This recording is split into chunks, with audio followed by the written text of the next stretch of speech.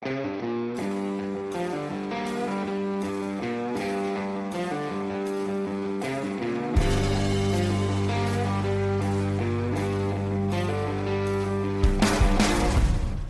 that? It's been 2 years since we started Time to Calibrate? Nah, can't be. Well, hi. It's Brent, Bob, and Mark. Thanks for tuning in. And thank you for coming along our journey. I just sounded like Dan the man there for a second. How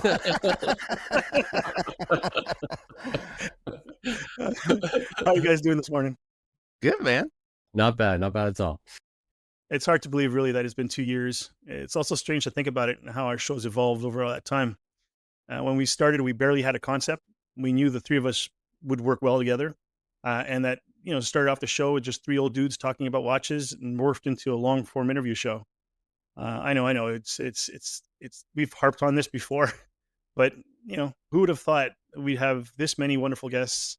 The only ones that have been on multiple times is Dan Mann and Jason Hutton. Everyone else has been a one-shot wonder so far.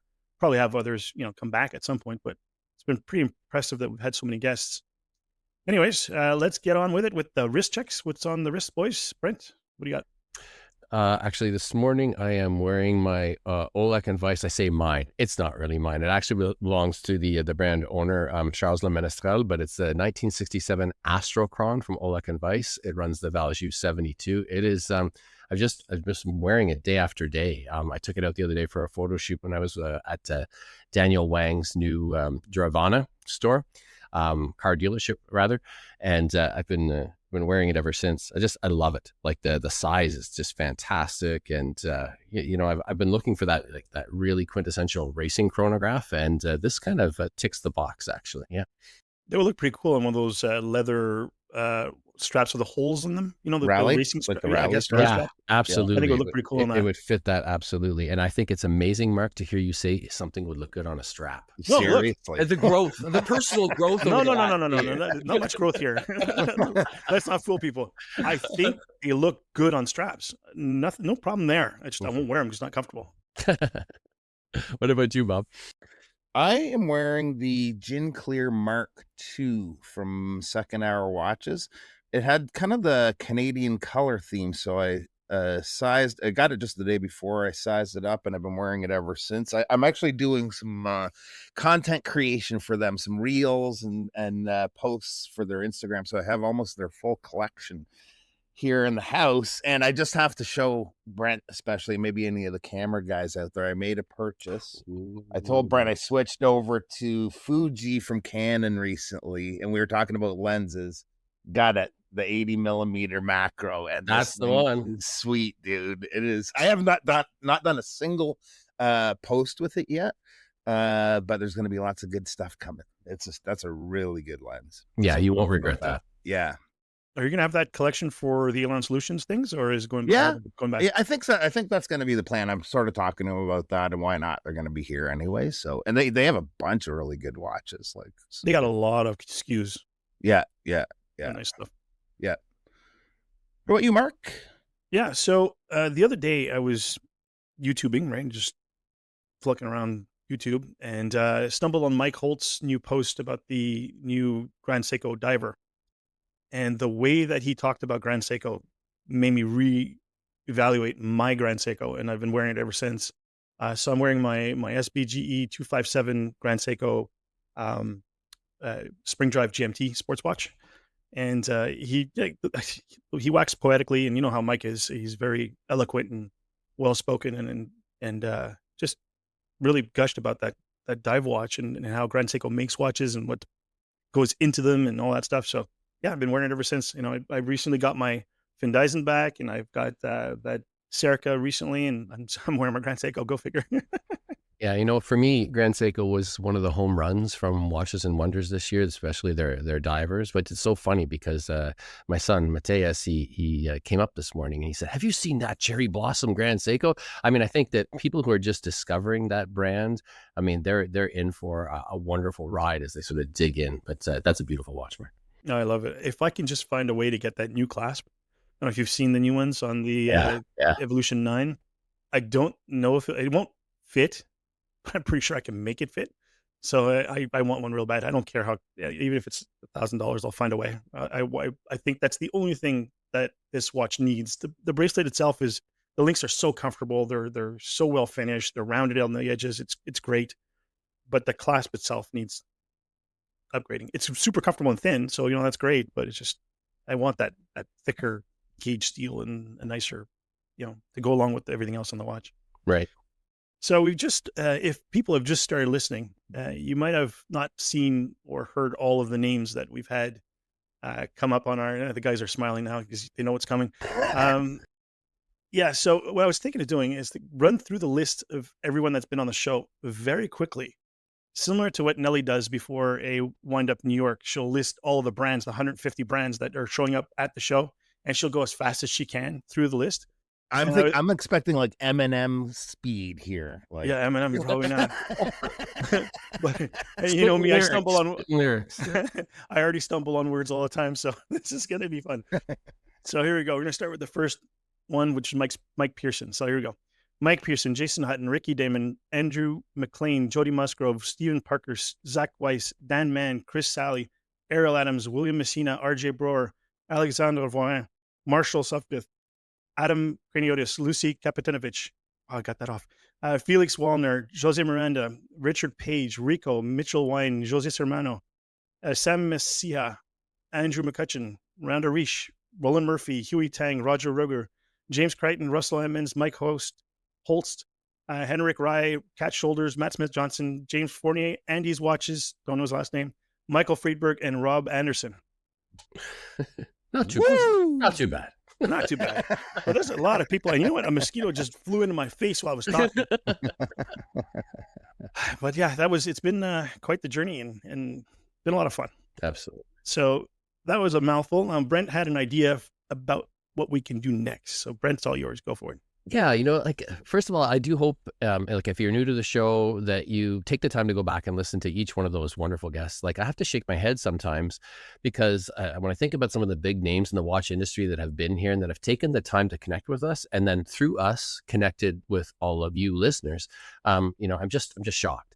And what you don't hear, for example, as a listener, is our reaction once the mics go dead.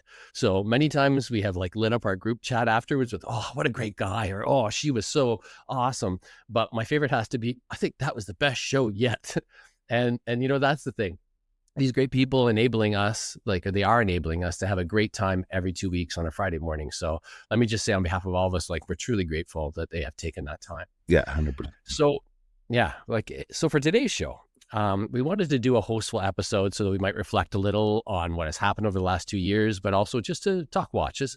So for the first half, we're each going to pick 2 highlights, one for each of the years that we've been broadcasting so that we can just reminisce a little bit about those things. And also to celebrate the coming year, which is year 3, we thought we'd each build 3 watch collections. Are you with me still? So the first collection must remain around under 5K. Canadian. That's Canadian dollars. This is a Canadian show after all.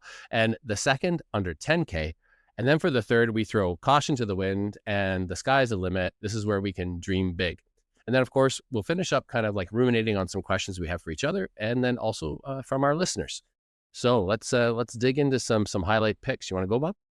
Yeah. So things were a little rough around their edges, the first little bit. We didn't really plan things out maybe like we should, and we were learning the ropes. But the first time where I had the feeling we did a really good job here was with Mike Pearson. And he was such an awesome guest. He's such a great guy. We've all met him many times now and in person. Awesome fella. But I remember thinking afterwards, wow, we did a really good job. And then listening back to it, I'm like, wait a sec. Mike did all of the work. We did nothing. I was going to say. Yeah. So it felt really good at the time, but there was still much more learning to happen after that show. Yeah, that Mike Pearson episode, I was in Greece when that dropped. Yeah. Remember, we recorded it and then I flew off to Greece and I listened to it because Brent, you were the one editing it at the time. So I, only heard it in real time, right? So we were in Greece, we were jet lagged, and we were taking a nap in the afternoon to try to catch up to the time difference. And I listened to that episode, and I remember just lying there with a big giant smile on my face because, like you said, with Mike, all you just have to wind him up a little bit, and just boom, he takes off with amazing stories. And Yeah. he Yeah. was actually our first real guest. I mean, we had that gentleman from Omega Timekeeping, but that wasn't really a guest of ours. That was a thing that Brent, you did for the Calibrate wrist that we incorporated in the show. But Mike Pearson was our real first guest. Yeah. There are interviewers that put people at ease, and then there are guests that put people at ease, and that's totally Mike. Like you say, he just takes the reins, and he's very thoughtful. He's super well spoken, and he was a delight to have on the show. Absolutely. Yeah, no, for sure. So another highlight for me, my second one, is I like to talk to the other podcasters. We've had a few of them on now, and most of them, they have their hands maybe in a few different things. But one of the interesting ones that made me realize how much prep you really need to do is Andrew McCutcheon talking about the About Effing Time podcast. Like, that podcast always sounded so natural and so like off the cuff, but it was heavily produced, way more than we are or ever will be. But it was kind of neat. I really, that was a highlight, listening to him talking about the About Effing Time podcast. He was a really good guy too. I'd never ever spoken with him before that day. But yeah, he was a highlight guest for me for sure. He was entertaining on a bunch of different levels, but it was really neat to hear their process for the podcast. I actually went back and listened to every episode, and of course there's the visual version that they have on YouTube, but I listened to it as I was driving, and you don't miss anything. Like they were a fantastic show. They were contentious, but they clearly had their sort of talking points in advance. And you know what, he had, just as a guest outside the podcast, I actually probably learned a lot from him during our interview. Yeah, the strange thing with Andrew McCutcheon, I think it was a turning point for us in a way that he was one of the longest interviews we had done up until then. And then that point on, we started doing longer form stuff. Yeah. And I think because Andrew is always turned on, right? This show About Effing Time and the previous show, highly scripted, and he's playing a character, right? We saw a little more than the character in our interview, I find, because we spent almost 2 hours with him. And he sort of, we had him pause and think and come with, because we threw questions at him that were from left field that he wasn't used to getting all the time. And I think that's what really changed our show. We started doing longer form stuff, adding more depth in our conversations. And then we started getting better at interviewing people and going with the flow with the conversations of the people. I think we owe Andrew not only the advice that he's given us in the amazing episode, but that show really helped us move forward, I think. Yeah, I'd have to agree. Yeah, so I've got two as well here. Mine are a little more personal. Richard Page was one of my favorite episodes. You have to understand that, when I was in my early 20s or mid 20s, when I discovered Time Zone, Richard Page was incredibly influential in the development of my writing, encouraging, in the collecting knowledge, the sharing, the building. No other person we can point to that has done more for micro brands, influencers, the communities, the collectors, everything that we do online now, we owe thanks to Richard Page. Someone else probably would have done it too, but we're talking when it was the Wild West in the mid early 90s, when everything was just starting, and he was, button heads with the brands because we were putting up reviews that brands didn't like, and the PR, and we owe everything to him. Honestly, everybody should thank Richard Page. And the beauty is, we interviewed him in July last year, and then just a week or so later, I was in Los Angeles at Minutes and Hours manning the Isotope booth, and Richard Page walked up to the booth as a coincidence. He would just happen to be attending the show, and Richard, and we started talking. His family was there, and it was really nice to see him in person, shake his hand, and thank him for being on our show. The other one is very similar. It's Roland Murphy. I've known Roland going on almost 30 years. He's always been a great friend to me. I've always known that he was very kind and very generous. I didn't know he was going to be that funny. Yeah.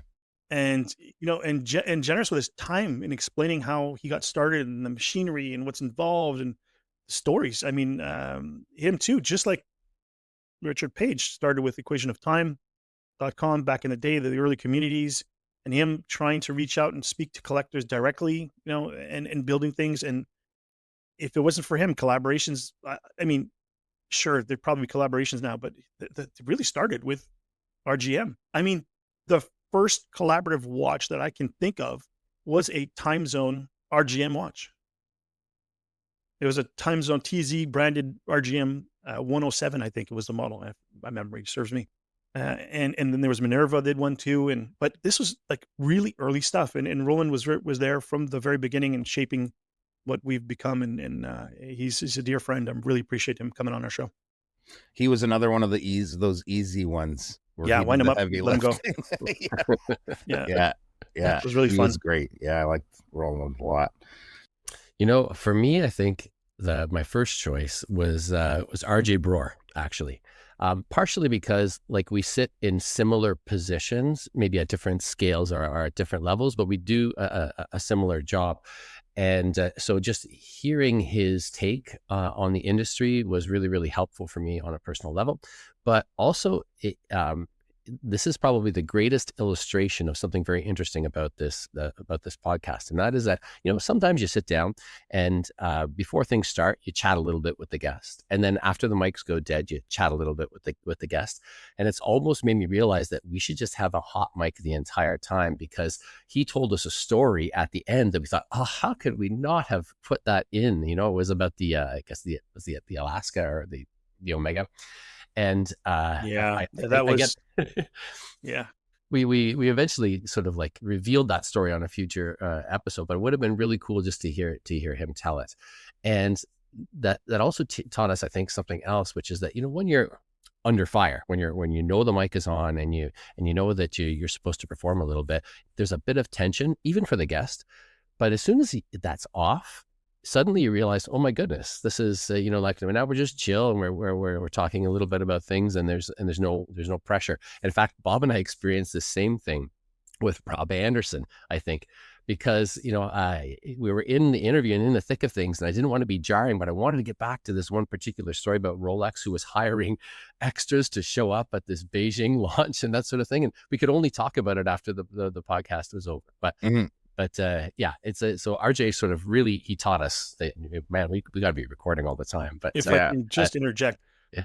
I think that you're 100% right about the nerves and the very beginning. And oftentimes in podcasts, when guests come on and they're only on for 15, 20 minutes, you never get past that. Yeah, I think you're right. And the fact that we go on long with guests, eventually they forget the mic's rolling and it's just us chatting.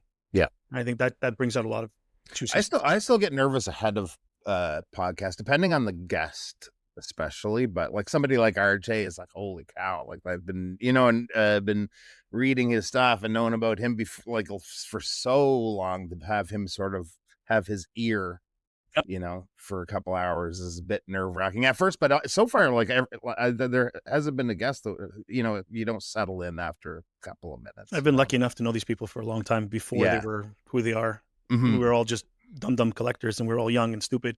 So yeah, it's been lucky that way. I still get nervous talking on mic. I still stumble on words all the time, but hey, it wouldn't be me if I didn't do that, right?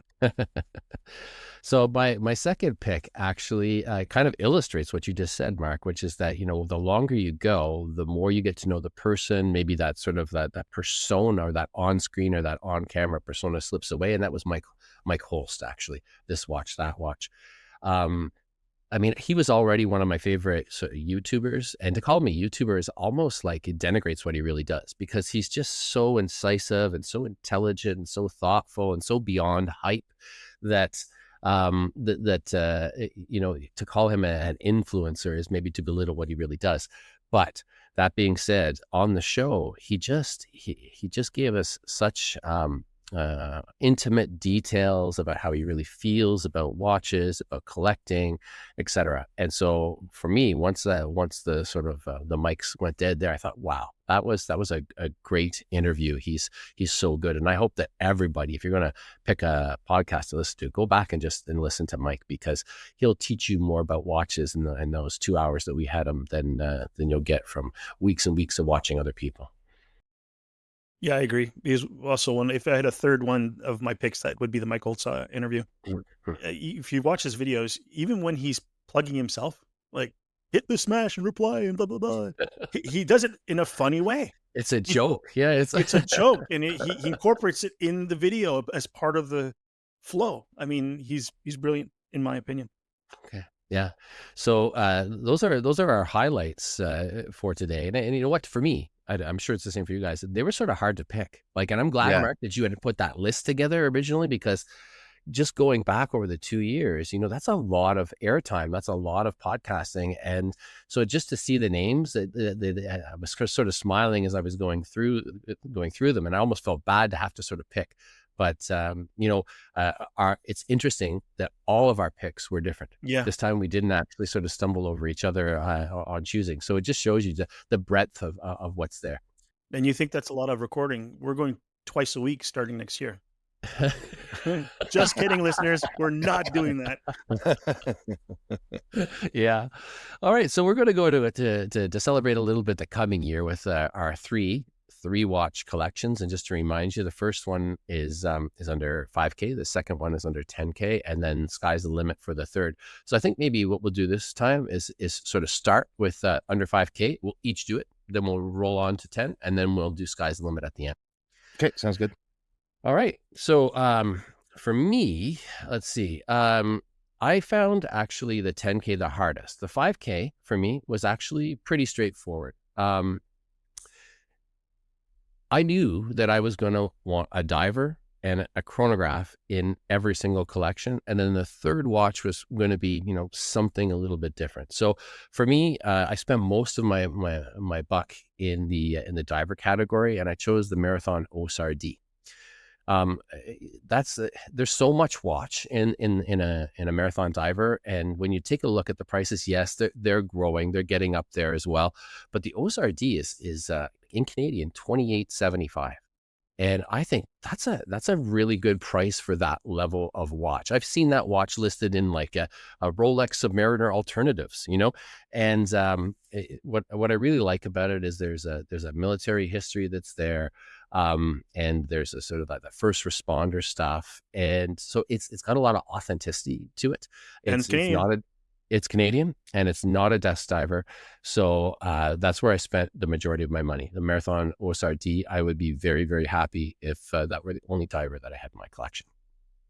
The second choice is going to be a little bit of out of left field, because I wanted to have a chronograph, but it's difficult to under 5K fit in a really good chronograph at the automatic or mechanical level, and then also a diver. So I went Mecha Quartz, which is a little bit odd for me, but I went with Furlan Mari, the Castagna. And Furlan Mari, it doesn't matter what's on the inside. It's what's on the outside that really matters. They make beautiful watches. In fact, I had a hard time just on that page where they have maybe only 4 or 5 Mecha Quartz chronographs at the moment, and I was like going back and forth between each of them. But finally, the sort of classical 1930s colorway of the Castagna really got to me, and I thought, if I were only going to have one chronograph, I think this would be it. It isn't the racing chronograph that I usually hunt for, but it also could double kind of as a bit of a dress watch in a pinch, and so I went with that. And then for my final choice, well, I need a beater. My lifestyle needs something that's going to allow me to, cut trees, use the chainsaw, mow lawn, all those fun things. And so I chose the RZE UTD 8000, and it's the one I have. Like, it's the CKG. That's that Cerakote model. I used to really like the negative display one that I owned, but I traded it in for this one. It would be tough to live without that watch. I wear it quite a bit, actually. So those are my 3. Yeah. What about you, Mark? Okay, so unlike most people, I don't care to have a dress watch at all. So I don't think any of the picks of anything that I chose today are dress watch related. I am ambivalent to chronographs. I like the look. I never use it. I never use the function.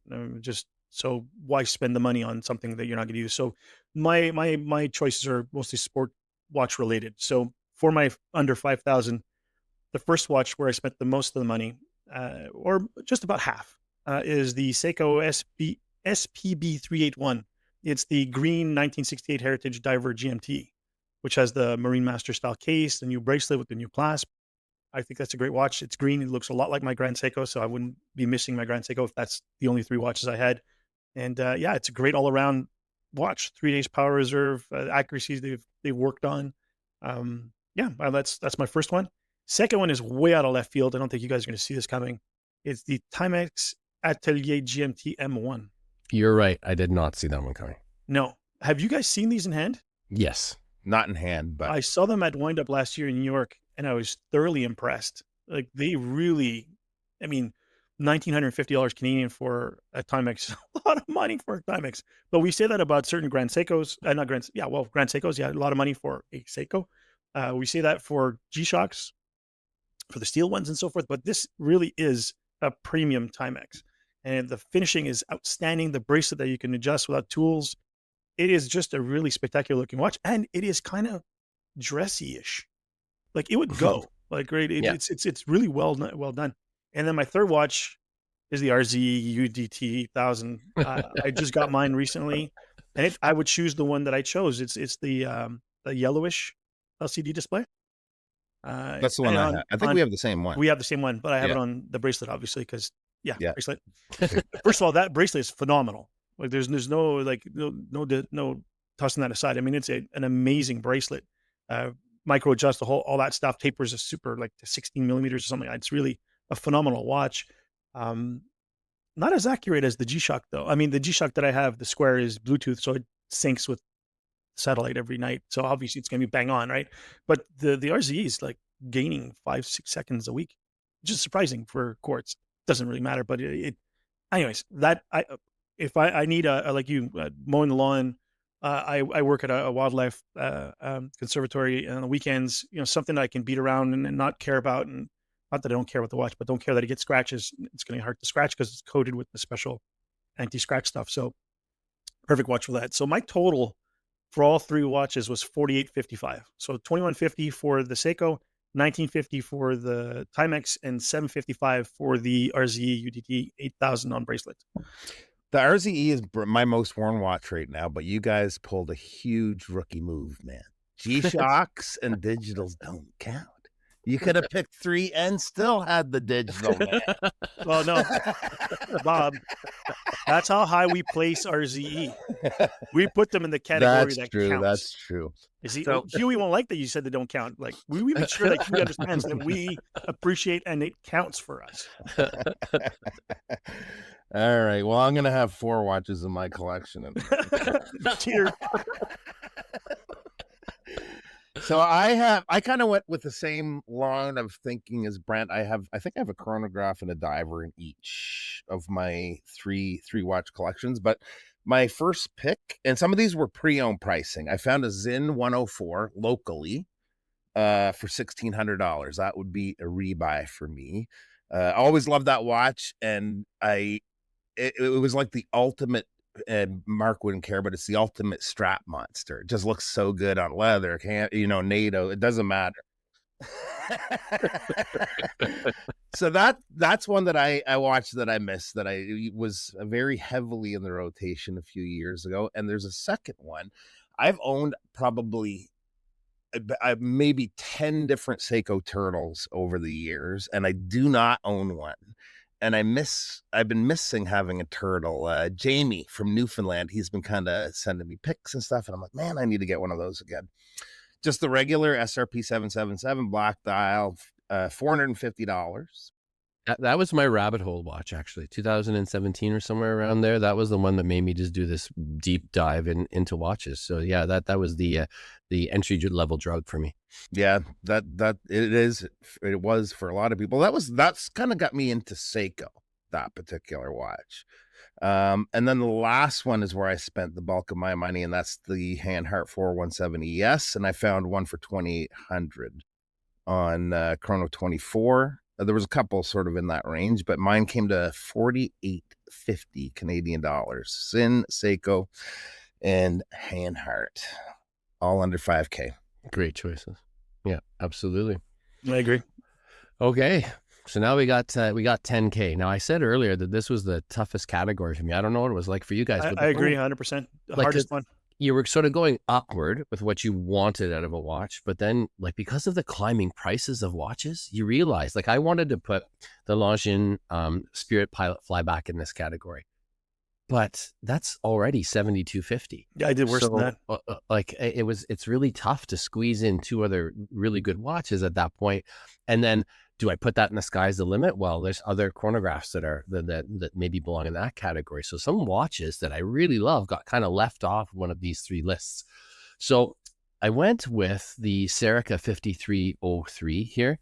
And I probably could have gone with used prices, but I full price. We did full prices, Bob.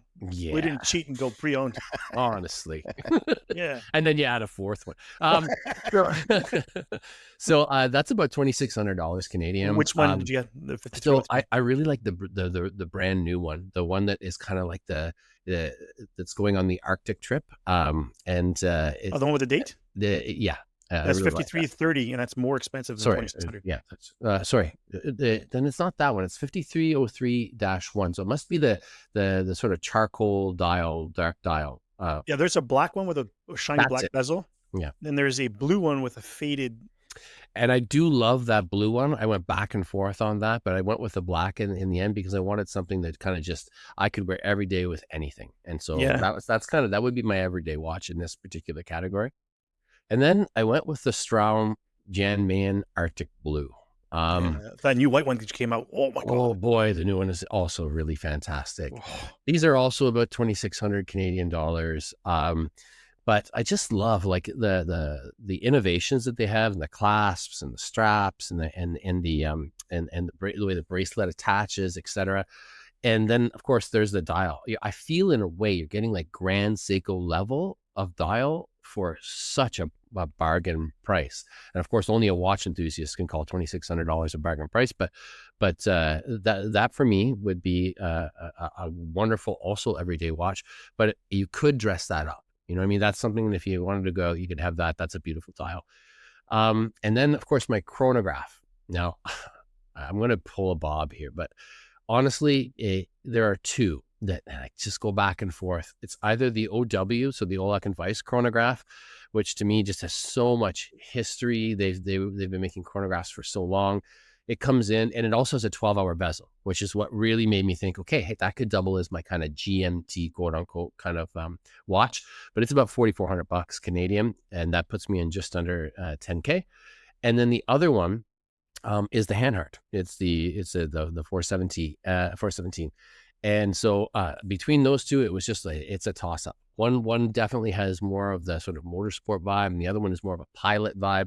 But for under 10K, either one of those would do for me, and I'd be very happy actually with those three watches as a be all end all collection. Actually, You, Mark? Yeah. So for my 10K, like you, Brent, this was the most difficult one because it's enough to get what I really want, but then you got to play with whatever's left over, which is not a lot. Exactly. And what I really want is a Tudor Pelagos Ultra on bracelet. Well, it only comes on visit, and that's $8,540. Yeah. When the heck did that become an $8,500 watch? I know. I mean, that's nuts. But knowing me, I'd probably just wear that, and the other two would be side pieces. and one of them has to be something I could wear at the Wildlife Conservatory and mowing the lawn and doing rough stuff, and that would be the RZE UDT 8000 that we talked about earlier. So now that left me with just under $700 left, and I wanted something fun, that's not a dive watch. And I chose the Vario 1945 D12 field watch. Oh, that's an interesting choice. That is an interesting It's only $632 Canadian. I mean, it's an absolute bargain. And it's a cool, fun, very different looking watch than the other two. and that comes up to $99.27 as a total price. All new watches, Bob, not pre-owned stuff here. I screwed that up. I totally screwed that up. No, you know what? Anyways, I'll get to why that's okay later. But that's my 10,000. For my 10,000, my 10,000 and Sky's the Limit, there's actually a little slight crossover with some of your guys' picks. Oh, my Sky's the Limit is wild, man. mine's pretty fairly tame, but I actually put in that new Strom Frozen Metal Titanium. I think it's $36.50 Canadian new, because there is no pre-owned. It's absolutely stunning. Man, that is a good looking watch. You know James Fournier, our friend that was on our show recently? Yeah. He bought the red one at the Montreal Tappy show. He just got it last week. Yeah, I don't know why, but I didn't pay tons of attention to them at previous shows, and then got to know one of the owners in Montreal and spent a lot more time with the watches. And I'm like sold, man. I'd love to have one. I will have one of their watches at some point in time. You know what? Yes. Just on Strom real quick. Well, they were at the Vancouver Tempe show last year. Yeah. And they were across from Christopher Ward in a little corner on this next to RZE. And they were quiet. They had one little strand of like 4 watches, and they were very timid. And I perused them. I saw them because I knew about the brand. I think I wrote about them on Warner Wound or something. I don't remember. And I got to see them. It's fine. Yeah, whatever. But at the Montreal Timepiece show, one of the owners was there. Not timid, not shy, funny as hell. Yeah. And he was right next to my booth. So he and I got along really well. And then I got to play with the watches much more. And they had more selection now, right? They had more stuff. So yeah, I'm in love with the brand. Like, I can see myself owning one at some point. Sorry, Bob, I interrupted you. Yeah, no worries. So I have the new Frozen Metal Titanium. I think it's $36.50 new. Then the next one is a chronograph that I've wanted for a long time, and it's sort of on the radar, off the radar, but it's on the radar right now. The Damasco DC70 chronograph. It has the central seconds. Oh yeah. Everything's all on the central, 4 hands all on the central hand stack. Love that watch. I love Damasco. I'd need one. I think I've had 3 or 4. I don't have one in the collection right now, and they're an awesome beater watch. The same thing with the steel, like RZE. Theirs is ice hardened, so it's actually not a surface hardening treatment. It's also very dark. It is a darker color too. Have you ever had the bracelet? Yep. The bracelet is phenomenal. Like, I was just at a meetup with a friend of mine, Mike, and he's got quite a big collection of Damasco, and his crystal on one of his watches is destroyed, like scratched all to shit from the AR coating on the outside, but there is not a mark anywhere on the steel. Let me tell you something. Like, it is crazy how good their steel. That AR coating is very strong. Strongest, in my opinion, the strongest in the business. Mm-hmm. Once it's scarred or scratched, removing that coating. Oh my God. I've done it, man. Yeah, it is. I have a video on my computer, and it is so cringy. I was going to post it, how to remove AR coating. Yeah, well, I've done it before. I've done it with all watches, Omegas. I've done it with Breitlings. I've done it with many different watches, and I know how hard it is to take off. Like with a Dremel? No. Just poly watch or metal polish, and your thumbs. I did a Dremel, man. No, I don't have the balls to do a Dremel it turned out good, but it looks a watch. But it takes a long time. But the Damasco, holy cow! It must have taken me 2 hours by hand to remove that thing. Yeah, it looked amazing afterwards. And the scratch was really visible. It was disgusting looking. Like, it made the watch look terrible. So I'm glad I did it. But my God, man, yeah, not fun. But so my third. Quit interrupting me, Mark. Jeez, you be my stop talking about cool watches. I need to talk about. Your fault. So we got the Strom 3650, Damasco's 4400, and then I needed a diver in there, and I found a Doxa Sub 200T for a little over $1,500. It was like 90. I think 95.50 would be my total. Yeah, that's great. Yeah, those little Doxas are really cool. Yeah, never owned one. Always wanted one. All right, so sky's the limit. I'm really interested to see what you guys came up with, because there's a lot of movement in sky's the limit there. And in fact, I didn't find this one difficult. What I found about this particular category is that I could have gone in so many different directions. So I tried to keep it similar to the others. Get yourself a really great diver, get yourself a really great chronograph, and then something that's just like the conversation piece here. So I went back and forth between the Glashütte CQ and in rose gold, which is about $32,000. But instead, I decided to go with the Omega Seamaster Diver 300M in bronze gold, because there is no way in this lifetime I'm ever dropping $43,000 on a dive watch. And I figure, this might be my only opportunity to own one. So I'm going to go with that. When I saw that watch in Vancouver at the actual boutique, they let me photograph it there. It was on bracelet for one, and they had another one that was on the black strap. Man, on the black strap, that thing is just delicious. It's absolutely fantastic. How's the weight on the bracelet? Like, it's heavy. It's heavy. Yeah, you notice it. Since I wear it on my left arm, my bicep would probably catch up to the right.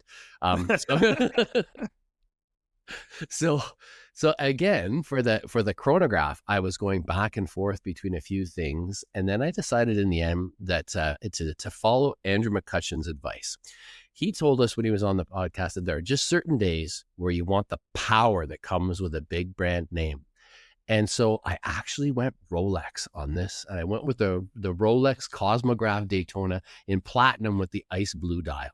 I thought, if nobody sees me coming with that, they're never going to see me coming. So that watch is just insane at 107,000 Canadian dollars. But there were a lot that were in the running for that, but in the end, I just decided to go with the Big Bang. So my last choice, this is a watch I actually had the chance to wear a little bit and to photograph, sort of, at one of RJ Kama's get-togethers down in the Niagara region called, and it was like a Longa night, basically, at a winery down there.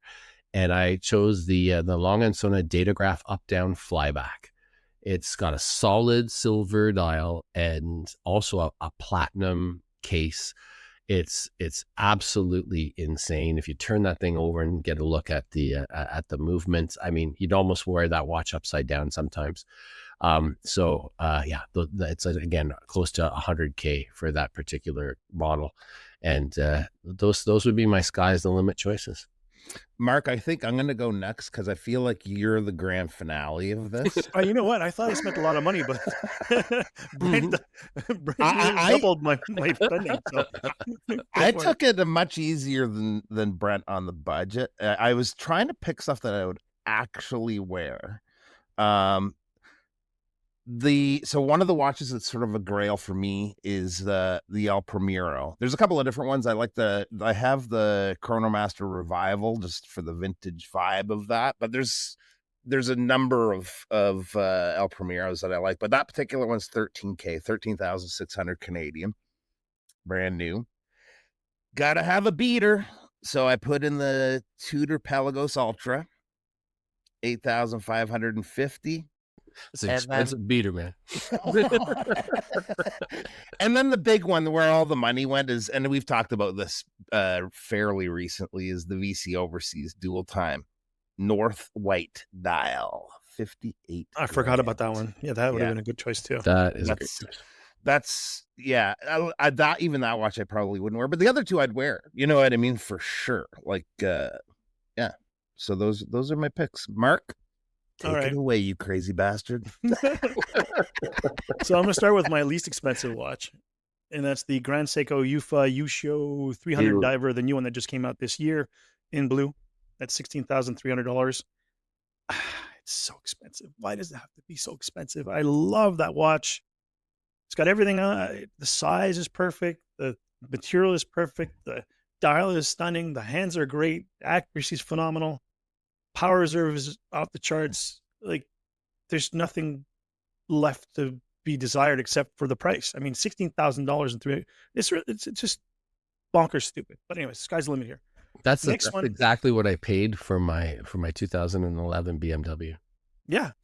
Joe, you know what? My first 4 cars didn't add up to that. All right. Next one, I wanted like a bonkers diver. And I didn't care how big it was or how heavy it was. I didn't give a shit. I wanted the biggest, baddest thing I could find. And my first thought was the new Deep Sea from Rolex with when they fixed the proportions of the wrist and all that stuff, and the graded dial that was similar to the James Cameron version. And I was looking at that and I'm thinking, yeah, it's very Rolex-y. And what else is there? And then I remembered the Omega Seamaster Planet Ocean Ultra Deep in Omega Steel with the white dial and blue bezel. I remember handling that watch in Toronto and thinking that is such a cool watch. And yeah, so that would be my second choice. That's $18,600. 18,000 for a Seamaster. Anyways, and it's not even precious metal. I mean, so that would be my second choice. Now, my last one is my sky's the limit dream. I fall into money, lots of money. It's the Gronfeld 1969 Delta Works rubber clad Beautiful. with sectored dial for sub-seconds. So it's like the salmon center with the gray on the outside and with the blued hands, the exquisite blued hands. And then when you turn that bad boy over, oh my God, that movement is so beautiful. Oh my God, what a watch.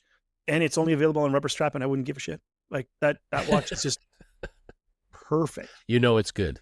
When? It's I have always loved that watch from the beginning. I wish it was $80,000. I wish it was. I mean, there's no way in hell that this will ever happen. But I think that's the thing. Now I did something else. I did a neo vintage Sky's the Limit thing for fun. Just 3 watches that I've always wanted since I started collecting watches. Okay, and I'll do this real fast. First one's a Chopard Pro 1 GMT on bracelet. If you've never seen that watch before, go Google it. There's a couple on Chrono 24. That bracelet is a tank tread. Like it's remarkable. It's surprising it's coming from Chopard. And the watch itself, like it's a solid 300-meter dive watch style GMT with a ceramic cap bezel, faceted hands, the Luke movement with a micro rotor. I mean, it's a really special watch. And there's one on Chrono 24 going for $8,200. That's not that bad. Next one I've always wanted was a Luce Nardin marine chronometer diver on bracelet, obviously. But this is Sky's the Limit, so let's make it all in gold. Solid gold.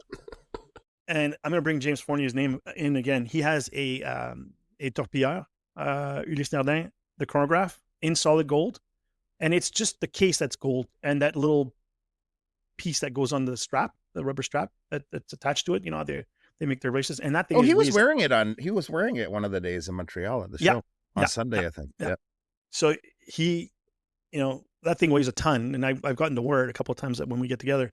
So can you just imagine a solid gold bracelet? And from what I understand and what James told me, Ulysse Nardin is one of the only brands that actually makes a full solid gold case. It's not hollow on the inside. It's like thick, solid gold all around.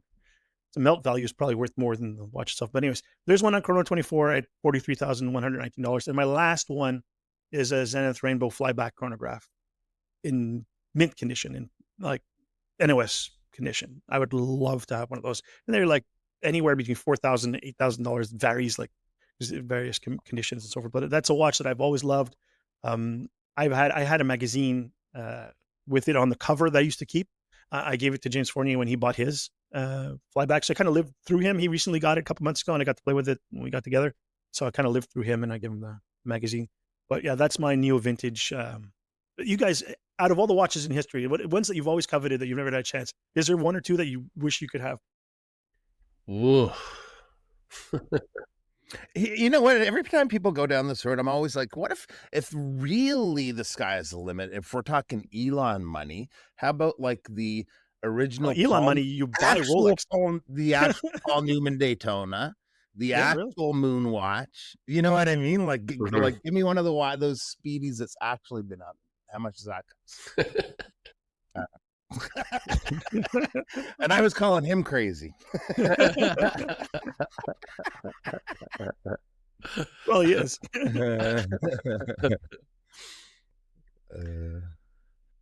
Yeah. I don't know. For me, like if I'm really, really honest, the sky's the limit. I just had fun with.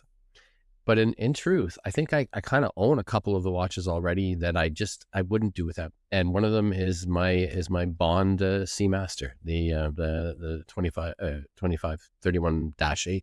Yep. And the other is my Breitling Aerospace. I wake up most mornings, it's just right there. I throw it on my wrist, etc. So, I mean, in truth, there are certain things I probably just wouldn't do without, and then those two will always be in my collection, honestly. Yeah. Yeah. Your Seamaster was one of those watches, along with the Ulysse Nardin and the, not the Chopard, because that's a little more recent, but the Zenith and the Ulysse Nardin at the time were, those three with the Omega were and I managed to get that Omega 98 or 99. And I think I had that watch longer than most watches I've owned, even longer than the Grand Seiko I've had now for 3 years. That was my favorite. I coveted the minute I saw it on screen in James Bond, GoldenEye. I love that watch. It wears like a dream. It's a Yeah, perfect it does. proportions. It's so Yeah, thin. I don't think people understand because they look at that bracelet and it's kind of a contentious. People love it or hate it, but honestly, that bracelet is so comfortable. Well, look at the new Seamasters. I think I've said this before, but look at the new Seamaster bracelet, and all of the links are super sharp. Everything's flat. Everything is just so perfectly machined. And if you look at yours, it looks like each link is handmade. Yeah. Like It feels organic. It feels organic. That's rounded. exactly right. Yeah. All the individual parts are rounded around the polished bits. It is a work of art. It's, in my opinion, I think one of the best watches ever made. That's actually a pick for me. The Neo Vintage, not a sky's limit, but a watch that I would love to own someday myself. Yeah, I've never actually owned a Seamaster at all. That's definitely on the list for me too. Oh man, I've owed so many. Yeah, I've had a couple of Speedies, but not Seamasters. My favorite was and it was the watch I wore when my first son was born. It was the Seamaster America's Cup with the white gold bezel. And I love that watch. My God, man, did I love that watch. It was so beautiful. And I remember comparing it at Chateau d'Ivoire downtown to the Blancpain 50 Fathoms, which had also an embossed bezel back in the day. And I compared them side by side, and I actually preferred my Omega. The way the hands looked, the way its shape was made, how thin it was, and that bracelet, man. Yeah, I've had so many. I love them. Yeah, I actually we talked a little bit about some of the past guests on the that we've had on the podcast. I'm wanting to build this up. I can't wait for Mark to do the list in like another 2 years and see how quick he can get through that one. But how about future guests? Who's the dream guest? I think we did this last year too. Do you guys have a dream guest or guests? Wow. You'd like to have?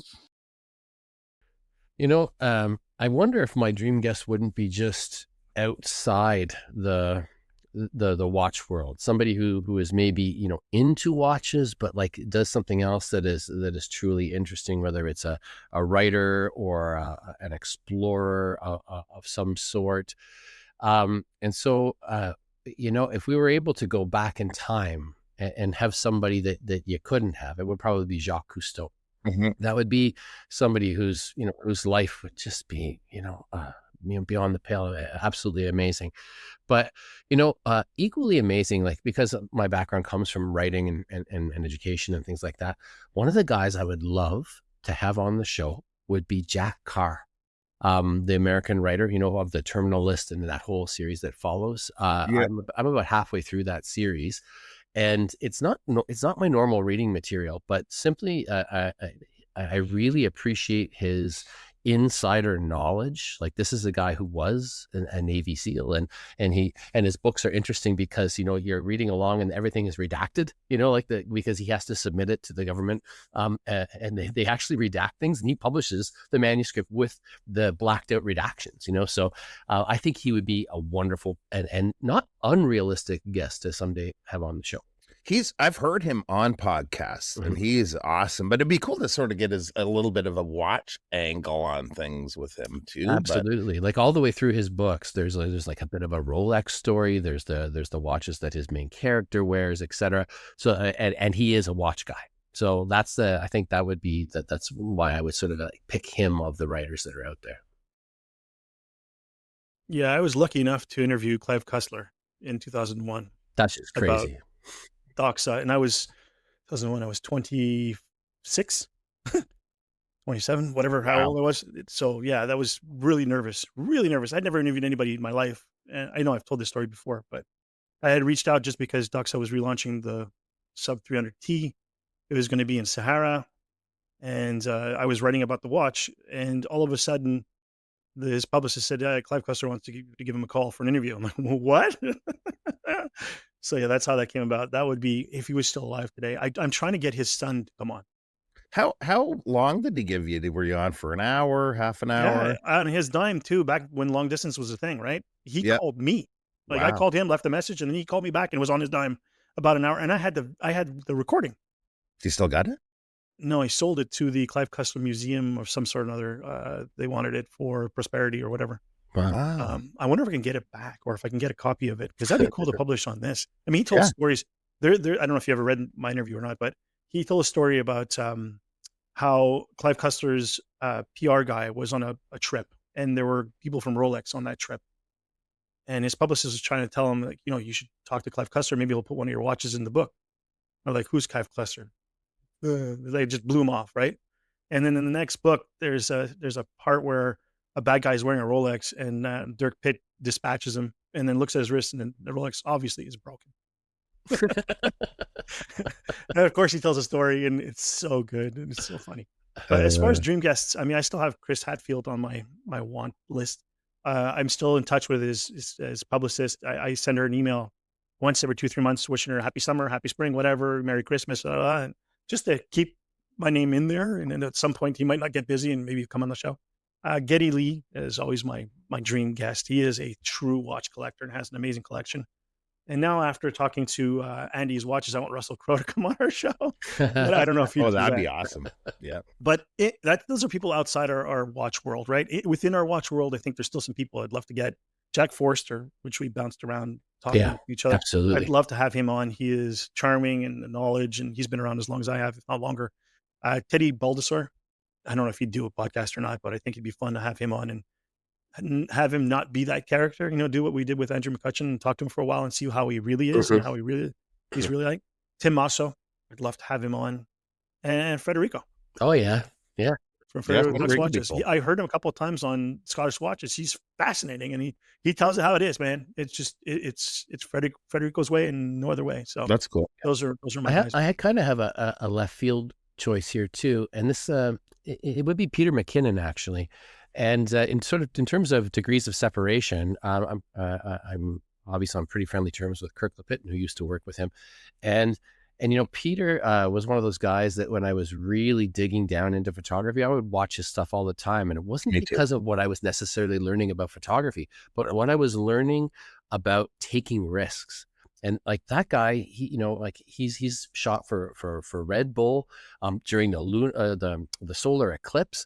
And like he admits it, he didn't really even know what he was doing, but he just gave it a shot. And like, look at some of the photographs that guy has come up with as a result. Like, I really admire the sort of moxie that he has, and I would love to pick his brain a little bit more personally. So that'd be another one for me. He's somewhat of a watch guy too. I don't know how deep he's Yep. in, but he has a good, nice collection of them. Hey, for sure. Brent, if you want, I know the guy who photographed the Red Bull diving in Montreal a couple of years ago. If you want to meet him, I can hook you up. Yeah, I've heard his name around. Yeah.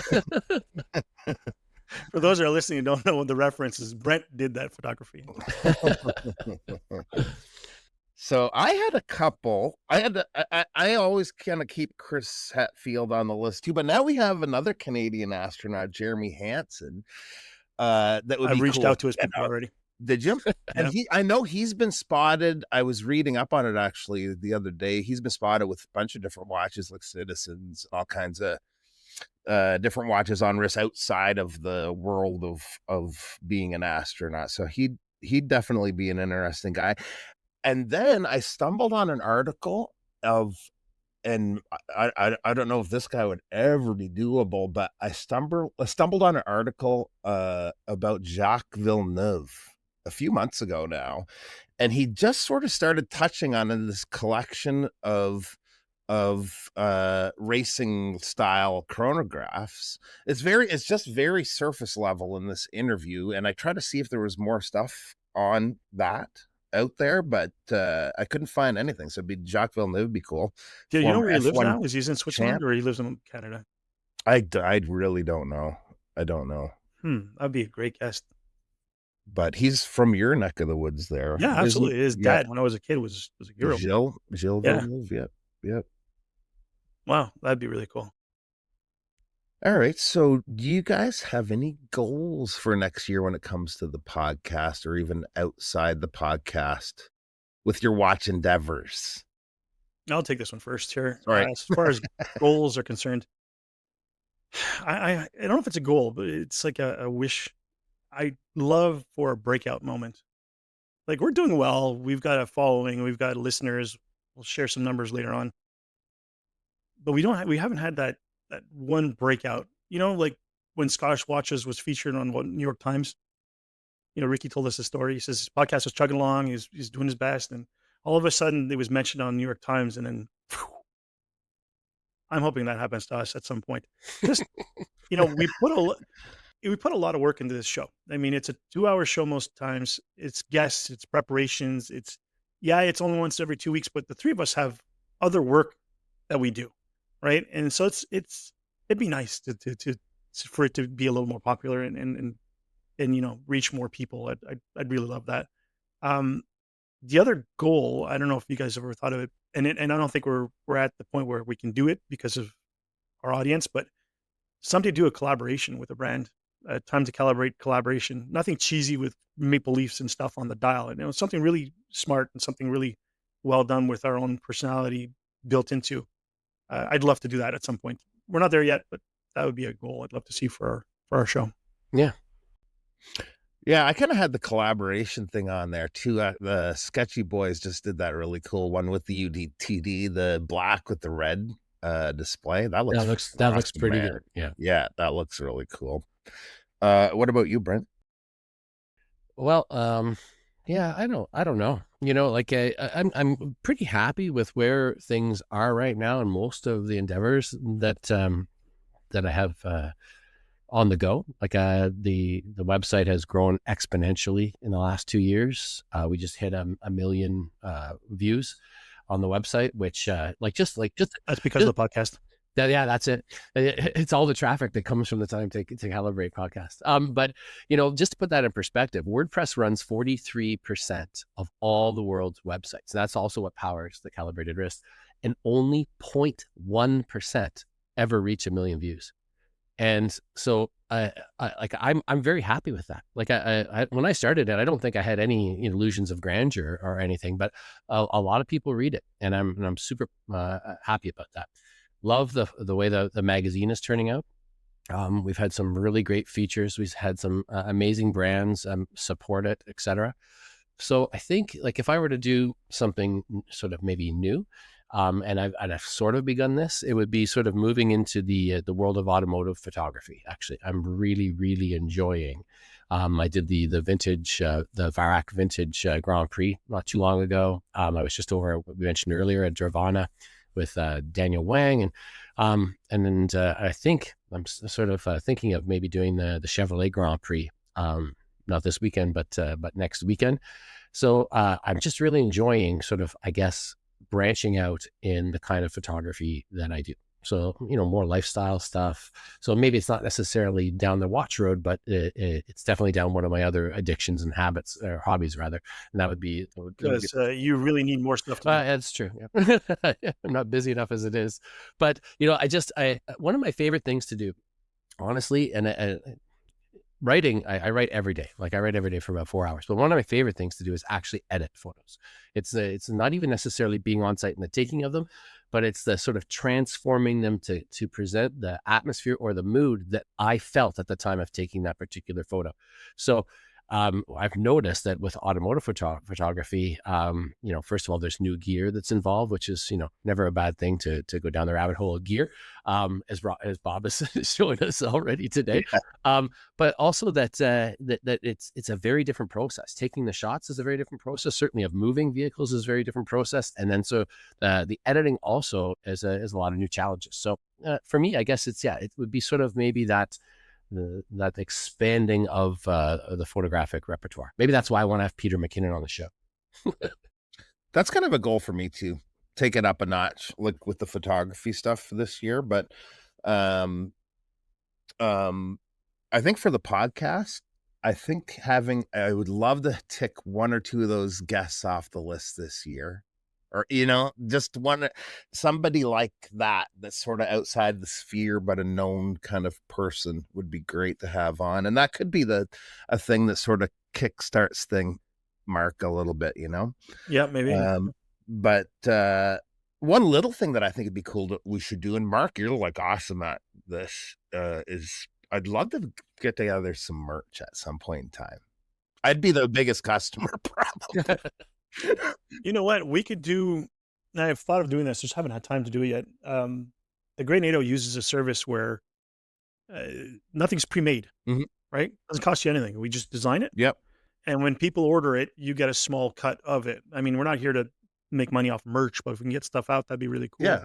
Imagine being at a watch show and obviously somebody walk by with one of your baseball caps on. Yeah. That'd be pretty damn cool. Yeah, 100%. So I'll look into that. I have some graphics already made and that with the Muppets, that we've made and other stuff. I'll see if I can put something together. I gotta just find out what that is. I think Amazon may do that too. So There's a bunch I'll of look them, at it. but there's a bunch of services that do that. I think Yeah, we can't buy inventory. I don't want to spend money buying inventory and then just sit on it and not sell it. Right? It's got to be something that yeah, a little lift on our side. Yeah. So we were talking about a collab that would be a kind of a cool goal, but you were just involved in a watch design. I just wanted to mention this because it just came out. You were involved with quite a few different people in Imperial Watch Co. and just released a watch in several different colors. Just like was it yesterday or the day before? Yeah, it was this week. So I'm thinking it was like Tuesday or Wednesday, but yeah, maybe Tuesday. The rangefinder. What was that like? How did that all? That was out of left field for me too. Like, so I guess the person who sort of kicked it off was Stephen Nichols, who sometimes writes for us too. Mm-hmm. He reached out to Ben and said, "Hey, would you be interested in doing a collab that is sort of like blends watches and photography?" And Ben was like totally open to the idea. And so they kind of actively hunted for some other creators who are watch guys, but also photography guys. And so when Ben reached out, and I think also Stephen reached out to me too, almost simultaneously, I thought, oh yeah, that'd be a lot of fun, and that's all I really thought of it, because a lot of these things, they get kicked around, but they don't ever come to fruition. So when it started to get real was when, they were sending spreadsheets back and forth and images, and we were like commenting, and we had this massive chat group where people were saying, well, yeah, we want hands this way, or no, I don't like that kind of bezel, etc. And so you could make your case. It was a very, very collaborative effort as to how the watch would eventually turn out, right down to like what script appeared on the dial, what the case back looked like, what was inscribed on the case back. Obviously things like colorways were at play, but even like we had to come to some kind of consensus about hands and some kind of consensus about whether it would be a fume dial or not. And so sometimes you got exactly what you wanted and sometimes you didn't. And so, in the end, I'm very happy with the way the watch turned out. I really do like the colorway that mine turned out to be. I took from my own point, I took for inspiration the Caribbean version of the Doxa, kind of for its dial and hands and coloring of the hands. But then it was actually Matt from Pandal Watch Collection on Instagram who does that watch podcast. He has this gorgeous faded bezel. I believe it's a Tudor actually, and I thought that's the kind of bezel I would like to have, to go along with this. So it was a lot of fun. I'm very happy with the final result. My watch is on a road trip now. Is it with you right now, Bob? No, not yet. I think it's supposed to come to you from Ken from Central Seconds. Yeah. But in any case, I can't wait to get it back myself because I actually really like this watch. So it was a lot of fun. It was definitely the idea of collaborating and sort of also acquiescing and negotiating. I think in the end it made a better watch. So yeah, it was. And how many guys were involved in that? Like 5 or 6? 5. There were 5. 5, yeah. And you guys each did your own dial. Yeah, from what I understand. Yeah, that's right. Yeah, that's cool. That's freaking cool, man. It's called arrangement. Is it have any functionality like the Obscura from Lotus? No, it doesn't. And I think that we wanted to avoid that, like the idea that it would actually function in some way for it. Because, well, partially because Notice had already done that. And what else could you really do with a watch Exactly. that does that? So we certainly didn't want to go down a road that somebody had already done. So it was just the idea, like the name, the rangefinder is a kind of, it's a style of camera, and so it was just this, 5 creators who also like, taking photos big and taking part. So yeah, it's more thematic than actual functional, but it is a nice 200-meter diver. So I'm happy with it. Yeah. Don't tell anybody, but yours is my favorite one of the colors, of the colorways. Our millions of listeners are going to know now. Absolutely. Millions upon millions and millions. Speaking of that, you guys want to know some stats? I don't know if you went and looked or not. I did. I went and did a little digging. Now, we have to keep in mind the stats that I've collected are from Podbean. And if you go outside of Podbean and collect the stats from Spotify and iTunes, numbers don't match up. I know. Podbean is supposed to collect all of those numbers, but it doesn't. But just for the sake of argument, I'm using those numbers. So total amount of downloads. How many think so far in the last 2 years? Total amount of downloads. I'm going to go with 60,000. It's a lot less than that. 20,000. Yeah, you're close. It's 17,300 Okay. as of last Tuesday. Total listeners, I have no idea, man. just under 15,000 listeners, which is that like individual respectable. listeners? Is that what that means? Yeah, individual Okay. listeners. Now, here's the fun part. Top 5 episodes. What do you think? And as far as downloads are concerned, top 5 episodes. I'm going to say Andy's watches. Mike Holst. Didn't make Mike Holst is number 1. Roger Ruger up there? Nope. Andrew McCutcheon must be up there. Nope. Mitchell Veen. Yes, is number 5. Mitchell Ween from Marathon Watch is number 5. Marshall. Marshall is number 4. And RJ. Nope. Someone really popular on YouTube. Oh, Mad Watch Collector, Russell. That's right. That's number 3. Yeah. Our number 2 episode is the most surprising. It's our first show. No way. Yep. Is Jody didn't make it on there? Didn't make it on there. Really? Yeah. I guess I wasn't on that episode. That's probably why. I was the only one on that episode. That's why. That's why. Neither Brent or Bob were on, so why listen? I interviewed 2 people at the same time, too. And it was still fairly new for me. I was nervous as hell. Anyways, and then here's a cool stat that I found on Podbean. How many countries do you think? Now, one download in a specific country counts as a country that's listened to our show. So how many countries do you think have listened to our show? I'm going to go with maybe 10. It's a lot more than that. Really? Or 45. It's a lot more than that. You're kidding. Yeah. 160. 113 Wow. Well, that is countries. If you go look at the That's list, a little crazy. you see all the flags. It is unbelievable. And I was counting. It kept on Does counting. it tell you what country listens the most? Yes, it's US, Canada, UK, Okay. Yeah. Australia. Yeah, that's a little bit like our English-speaking website. countries. Yeah, okay. Yeah, it's just like the website.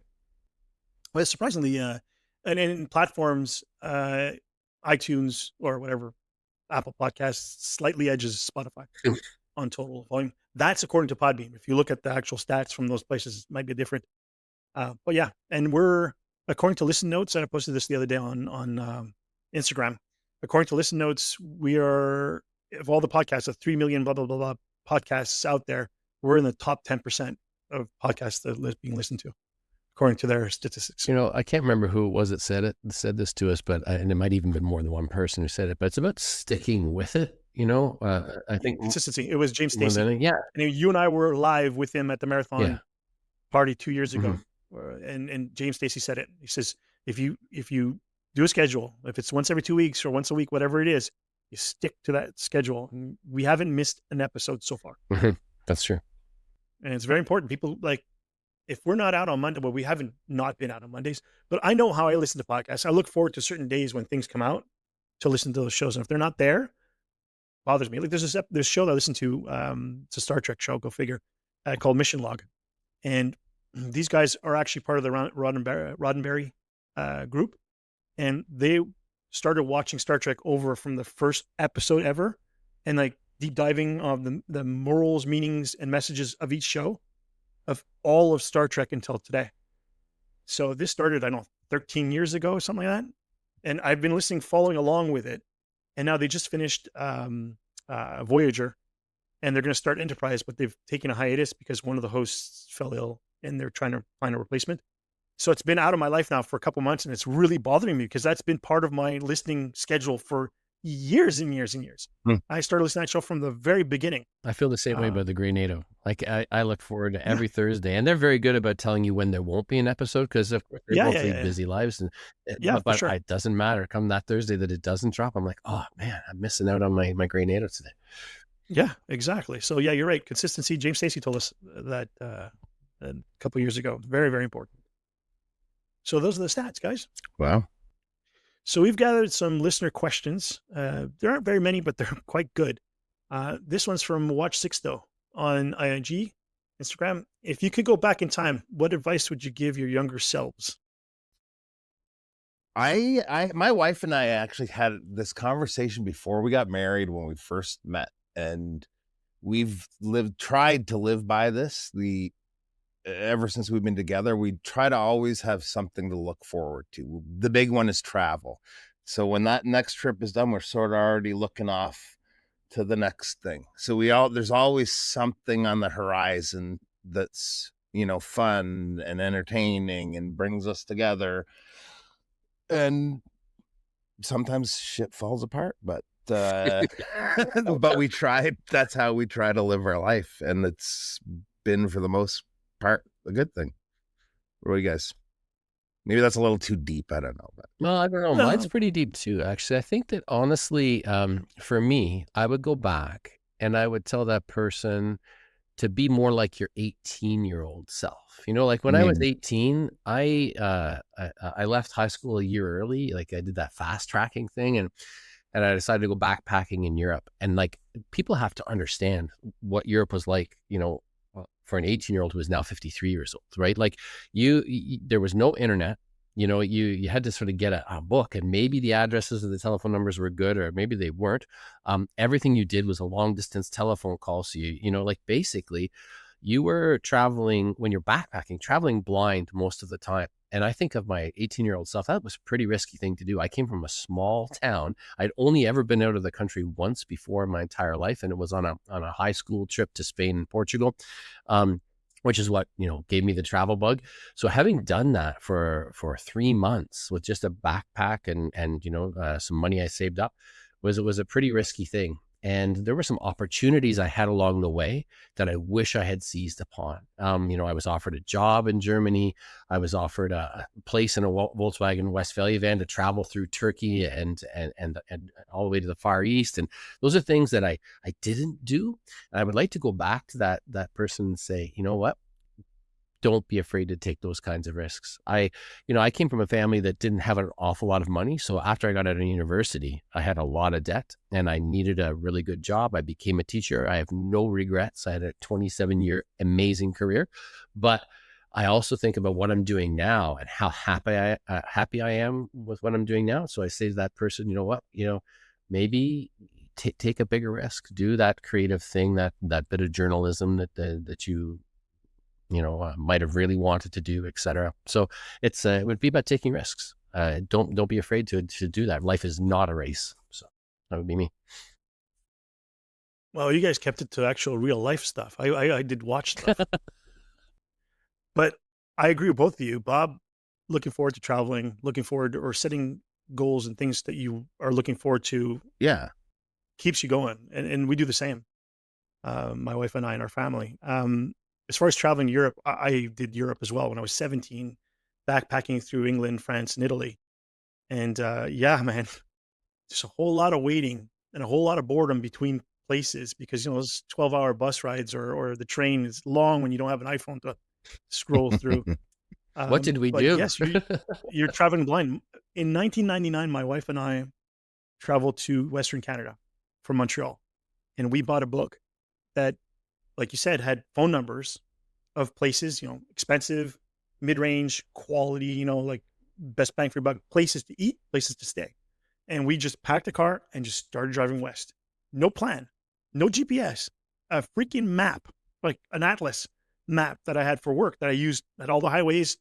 And we just went, we made our all the way to Banff, went to Jasper and came right back. And that was the trip. It was, fly by the seat of your pants, taking a chance out of all this stuff. And it was one of the best adventures we ever had. Our honeymoon, for crying out loud, in 98, we had tickets to get to Athens. That's it. We landed in Athens. My wife spoke to the taxi driver in Greek, so we wouldn't get played. Brought us to the Plektia where all the hotels are.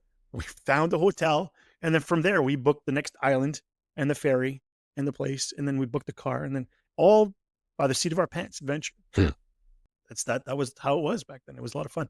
Now, as far as going back in time, if I would go back in time, I'd go back to my younger self and tell myself to go buy all the Nautiluses and all the Royal Oaks I could find. And then I'd let myself know that there'd be a worldwide pandemic someday. And then people would become really stupid and pay 6 figures for these watches. So I'd That's do that. the smartest advice you could have given of all of us, probably, really. In all seriousness, though, if I could go back to my younger self when I started collecting watches, and especially at the very beginning when things were more affordable, right? Oris for $400. You can get a Seamaster Pro for $700 or Rolex for under $2,000, $1,500, is to enjoy the watches that I had. Because I was started writing about watches and brands weren't actively lending watches out.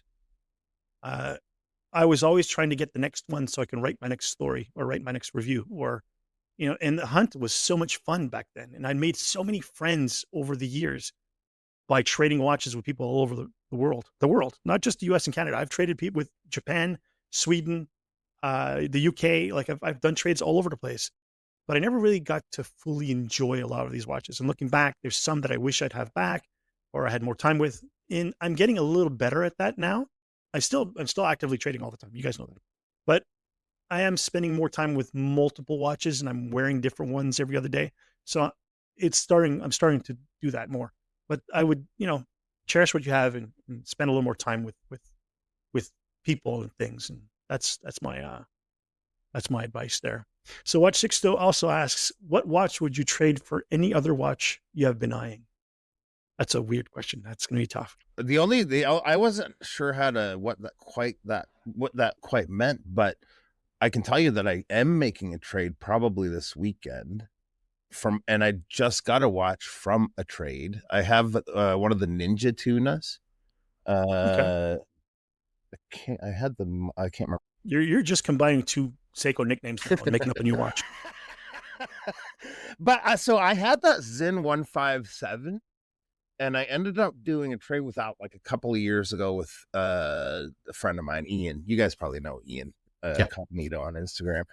And I've wanted one back ever since. And another guy that I know has the titanium. I had the steel, and I'm trying to work a deal. It's going to be cash on my end too for the Tuna for his 157 cash or another watch. So we're in the middle of the negotiation process right now. But that's a trade that's going to go mine is a kind of interesting one, maybe. Because it would be swapping for the same brand, but within the same price bracket. So I own a Rado Anatom, and I originally got that watch because it reminded me a lot of my father and the style of watch that he would have liked. Could he have afforded that sort of thing? But I realized that I just don't wear dressy watches very often, and so I don't get as much wear out of it as I would like. But my favorite collection by far amongst Rado's watches is the Captain Cook, and I love the idea of having something that is high-tech ceramic because that's what they do. You know what I mean? That's quintessential Rado. So I would love to swap that. It's pretty much dollar for dollar with one of their high-tech ceramic divers, actually. I took one of their divers diving in Tobermory on what's called the Four Tugs, which is a beautiful, beautiful crystalline waters. But I remember wearing it on my wrist and thinking, man, this is a beautiful watch, especially down here. So yeah, I would swap the Anatom for the Captain Cook high-tech ceramic and be very happy about that, I think. Yeah, that's a cool watch. They look really nice. I never spent a lot of time with any of the Rados, but the Captain Cooks were really cool. I remember when traveler's checks were a thing? Oh my God, yeah. And I think that American Express had Captain Cook checks or something like that. Isn't there something historically bad about that dude? Well, yes. Unfortunately, the name these days, like, I mean, because of what his treatment of indigenous people, I think when he discovered Yeah. islands, quote unquote, but yeah. So the name on is these days, I suppose, politically incorrect. So that part is definitely unfortunate about the name of the watch, but I don't think the name of the watch has much to do with the people producing it now, No, sort of of course thing. not. But for me, what I really like about their high-tech ceramic divers is that they're unapologetically large. Like they're 40, Yeah, they're yeah. 43 millimeters. They're beefy. Sure. You really feel it on your wrist, and when you're down below that gorgeous dome that is in the middle of that concave stadium style bezel, just looks fantastic. It's just like underwater. It's fantastic. Isn't that what Adam Craniotis was wearing during the show we recorded? I think I think it was a skeleton it version of was that. a skeletonized version of the high-tech ceramic Captain Cook. Yeah. Yeah, it's very Yeah. cool. So what I would do, because I mentioned this watch before, the Zenith Rainbow Flyback, if I would trade away my Findyson Nautic Master and my Eterna Contiki Bronze for one of those in mint condition. I've always wanted one. I've never had one. I've played with James Fournier's version a couple weeks ago, and I can't stop thinking about it ever since. So I don't know. Maybe I'll sell those and try to find one. It's just finding one in perfect condition. You know what I mean? When something's that old, and the El Primero movement may be fantastic, maybe the first chronograph, but it's not the most robust movement in the world. So to have one that's working in perfect condition, I mean, James went all out and bought one that had just been refurbished by Zenith, paperwork included, from Japan, but his import fees were ridiculous. And so, anyways, that's what I would do. I think you just have to plant that bug in his ear when it's your birthday coming up.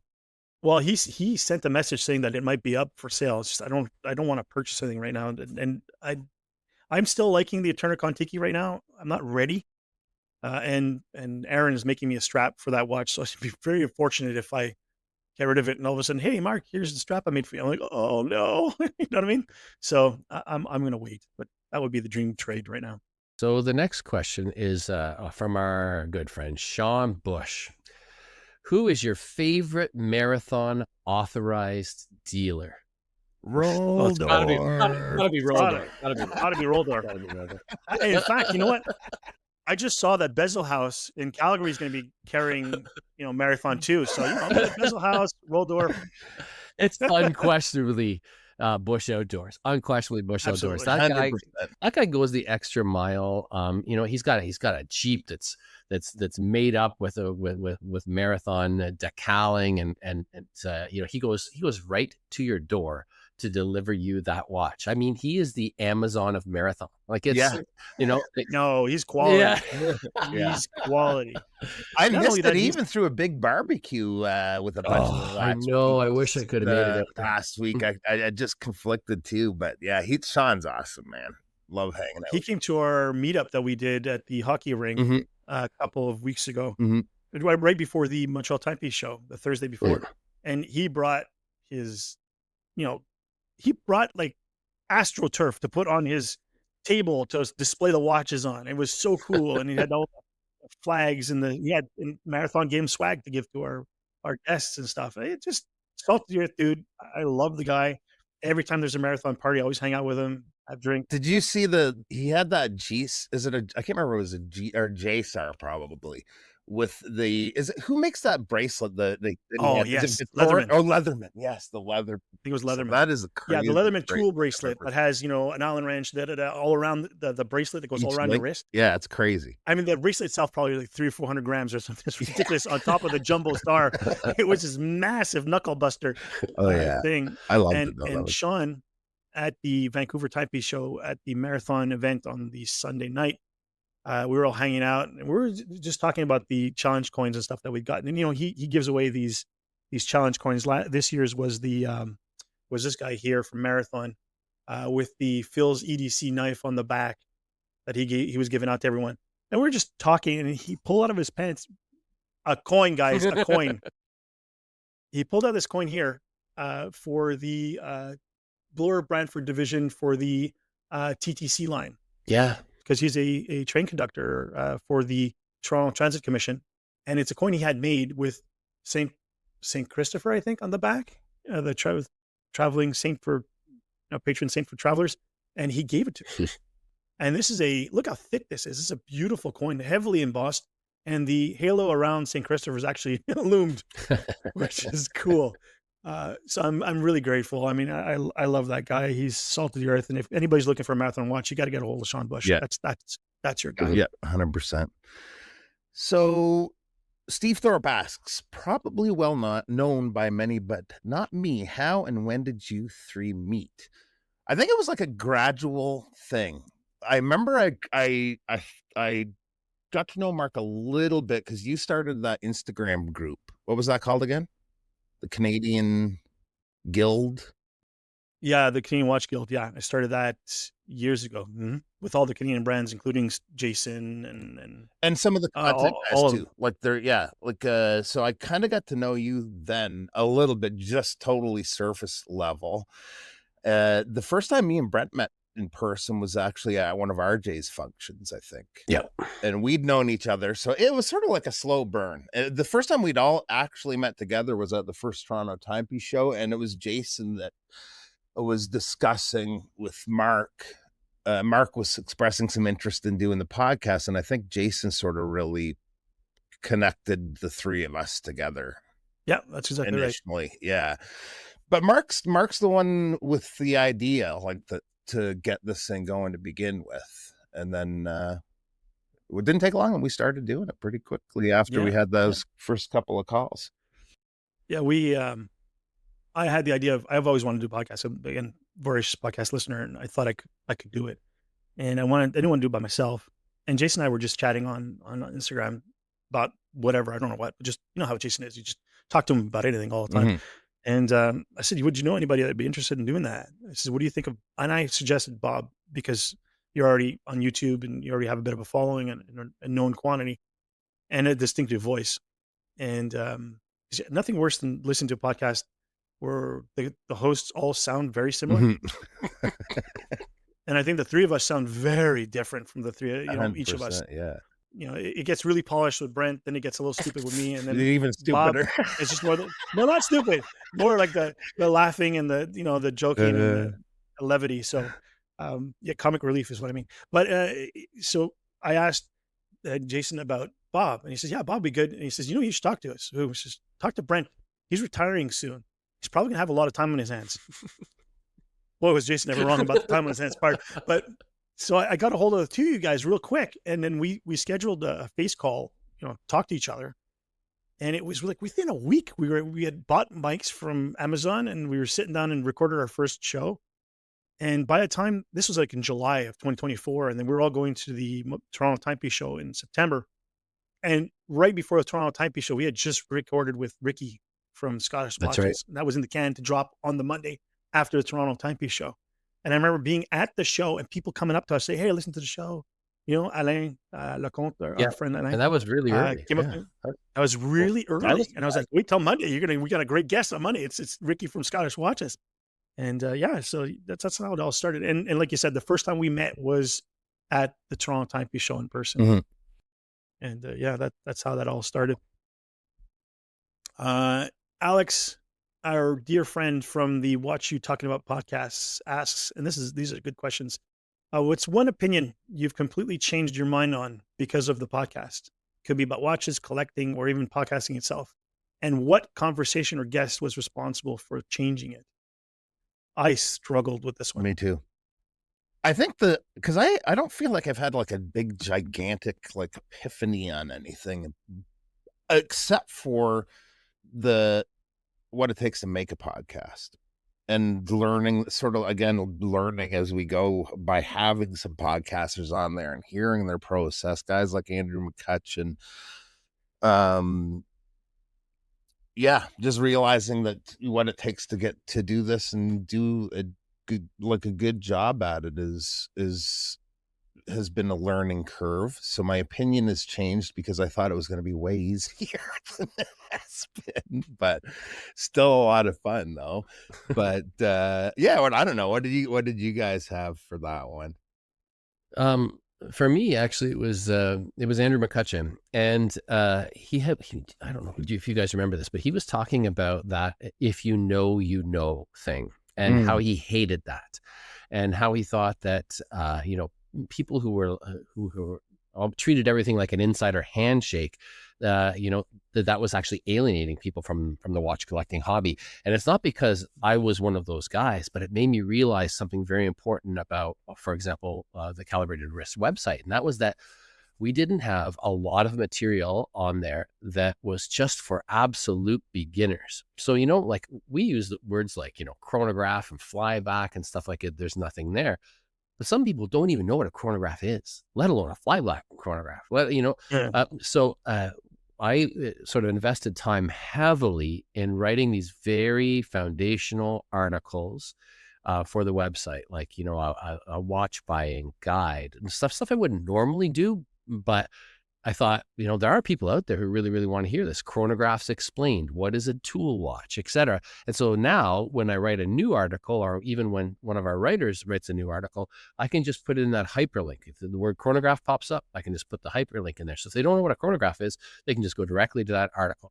If they don't know what a dive watch is, they can go directly to that article. And so just him saying that made me realize, if you want the hobby as a whole to be successful, inviting, and move forward and grow, then, you could be part of the solution too. And so that for me was probably a bit of a eureka moment.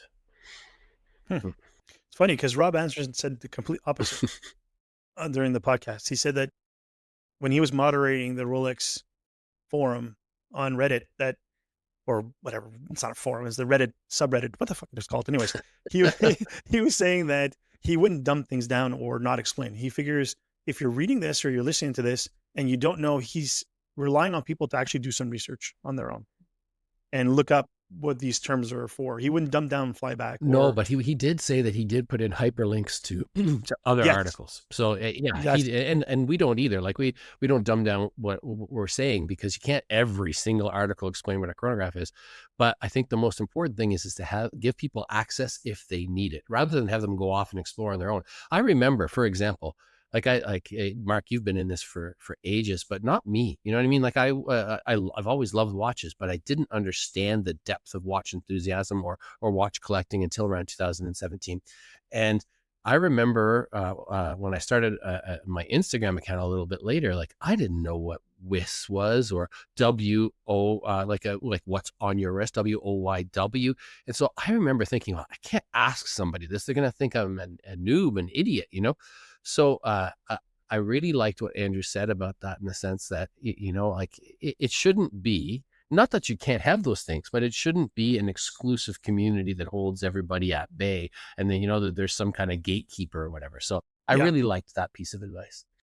And just so you know, a chronograph is like a stopwatch and a chronometer is like a certification for accuracy. Oh, so chronometer, chronograph. Gotcha. But as far as opinions changing or something that jarred me or we've learned from, I'm an opinionated person. You all know that. No, I'm a hard-headed person. You all know that. So I don't think I've changed much opinions. I mean, NATO straps suck and they will always suck and they're never going to stop sucking. So that won't change. As far as people's conversation that really sparked, I think Errol Adams' conversation. There was a couple of times when he was talking that we were like, oh my God, that's just great.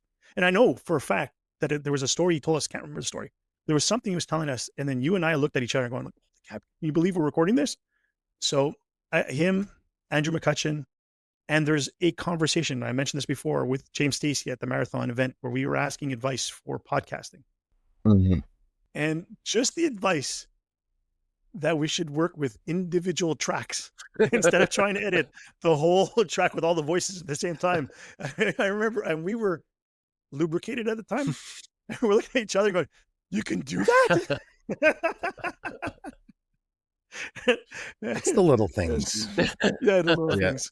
But yeah, those are the advice that we have, or we gotten. Yeah. Well, guys, I think that's a wrap on this one. And we don't do a lot of hostful episodes, but this one was really worth it, I think, to take a look at what we've achieved over the last 2 years and maybe dream a little bit about what we want to achieve in the coming year. And really, today was a show that's full of thanks. Thanks to our guests, obviously thanks to our listeners, but also thanks to us as colleagues for sticking it out, for pulling it off, no matter what life has thrown our way over the last 2 years. Like you say, Mark, we have never missed that Monday morning release, and that takes a lot of commitment. And so Might have dropped one early once. I do remember a Sunday drop, but anyway. But you know what? We're going to be back again in 2 weeks, of course, and we're going to kick off season 3 in style. We've got a fellow Canadian, James Stacey, on deck. You may have heard of him. He does this little podcast called The Grey NATO, or perhaps you've heard of that little online concern he steers. It's called Ho Dinky. Anyway. You never know. It could be our best episode yet. Bye, everybody. See you soon. Bye, everybody. The Time to Calibrate podcast is a bi-weekly show and is available wherever you listen to podcasts. Have a question or a comment? Email us at timetocalibrate@gmail.com, or you can find us on Instagram at timetocalibrate. If you haven't given us a follow or a review yet, please do so. This helps platforms recommend us to like-minded listeners. You can also follow us individually on Instagram. I'm at Mark Time to Watch. Bob is at Time to Go 1978, and Brent is at Caliber 321. Also, be sure to check out Bob's Time to Go Travel and Timepieces YouTube channel, and be sure to visit thecalibratorist.com for all your watch-related news, editorials, and reviews.